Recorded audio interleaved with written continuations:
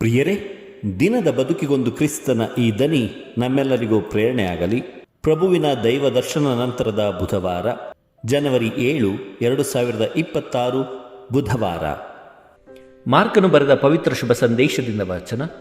6ನೇ ಅಧ್ಯಾಯ 45ರಿಂದ 52 ವಚನಗಳು. ಆ ಕಾಲದಲ್ಲಿ ಯೇಸು ತಾವು ಜನರ ಗುಂಪನ್ನು ಕಳುಹಿಸಿ ಬಿಡುವಷ್ಟರಲ್ಲಿ ಶಿಷ್ಯರು ದೋಣಿ ಹತ್ತಿ ತಮಗಿಂತ ಮುಂದಾಗಿ ಸರೋವರದ ಆ ಕಡೆಗಿದ್ದ ಬೆತ್ಸಾಯಿದಕ್ಕೆ ಹೋಗುವಂತೆ ಆಜ್ಞಾಪಿಸಿದರು.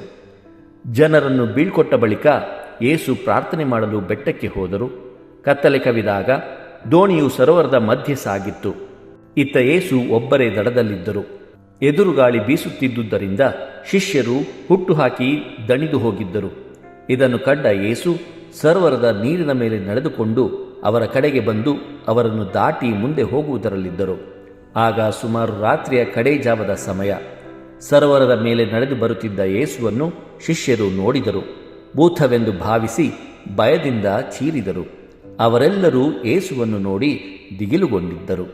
ತಕ್ಷಣವೇ ಯೇಸು ಅವರೊಡನೆ ಮಾತನಾಡುತ್ತಾ, ಭಯಪಡಬೇಡಿ, ಬೇರೆ ಯಾರೂ ಅಲ್ಲ, ನಾನೇ, ಧೈರ್ಯದಿಂದಿರಿ ಎಂದು ಅವರೊಡನೆ ಮಾತಾಡಿ ದೋಣಿಯನ್ನು ಹತ್ತಿದರು.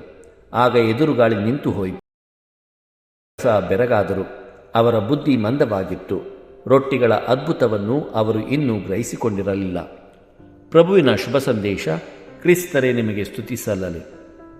ಚಿಂತನೆ. ಪ್ರಸನ್ನತೆಯ ಸ್ಥಳ. ಪ್ರಭು ಯೇಸು ಕ್ರಿಸ್ತರಲ್ಲಿ ಆತ್ಮೀಯ ಸಹೋದರ ಸಹೋದರಿಯರೇ, 5,000 ಜನರಿಗೆ ಭೋಜನ ನೀಡಿದ ನಂತರ ಯೇಸು ಪ್ರಾರ್ಥಿಸಲು ಬೆಟ್ಟಕ್ಕೆ ತೆರಳುತ್ತಾರೆ. ಯೆಹೂದ್ಯರ ನಂಬಿಕೆಯ ಪ್ರಕಾರ ಬೆಟ್ಟವು ದೇವರ ಪ್ರಸನ್ನತೆಯ ಸ್ಥಳ. ದೇವರು ತಮ್ಮ ಒಡಂಬಡಿಕೆಯನ್ನು ಮಾಡಿಕೊಂಡದ್ದು ಬೆಟ್ಟಗಳ ಮೇಲೆ. 10 ಆಜ್ಞೆಗಳನ್ನು ನೀಡಿದ್ದು ಸಿನಾಯಿ ಬೆಟ್ಟದ ಮೇಲೆ. ಕ್ರಿಸ್ತ ರೂಪಾಂತರಗೊಂಡಿದ್ದು ತಾಬೋರ್ ಬೆಟ್ಟದ ಮೇಲೆ. ನಮಗಾಗಿ ಯೇಸು ಶಿಲುಬೆಯಾತನೆ ಮತ್ತು ಮರಣವನ್ನಪ್ಪಿದ್ದು ಕಲ್ವಾರಿ ಬೆಟ್ಟದ ಮೇಲೆ.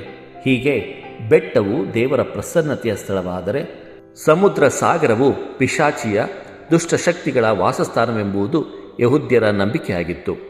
ಹಾಗಾಗಿ ಕ್ರಿಸ್ತ ನೀರಿನ ಮೇಲೆ ನಡೆದು ಬಂದಾಗ ಭೂತವೆಂದು ಭಾವಿಸಿ ಶಿಷ್ಯರು ಹೆದರಿದರು ಮತ್ತು ತಮ್ಮ ಕುರುಡು ವಿಶ್ವಾಸವನ್ನು ತೋರ್ಪಡಿಸಿದರು.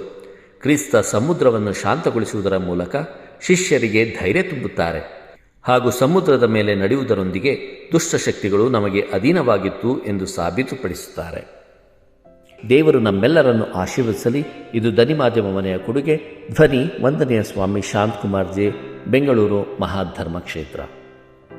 ಪ್ರಿಯರೇ, ಈ ಚಾನೆಲ್ ಅನ್ನು ಸಬ್ಸ್ಕ್ರೈಬ್ ಮಾಡಿ ಪ್ರತಿದಿನ ದೇವರ ವಾಕ್ಯವನ್ನು ಆಲಿಸುತ್ತಾ ಅದನ್ನು ಇತರರೊಂದಿಗೆ ಹಂಚಿಕೊಳ್ಳಲು ನಮಗೆ ನೆರವಾಗಿರಿ.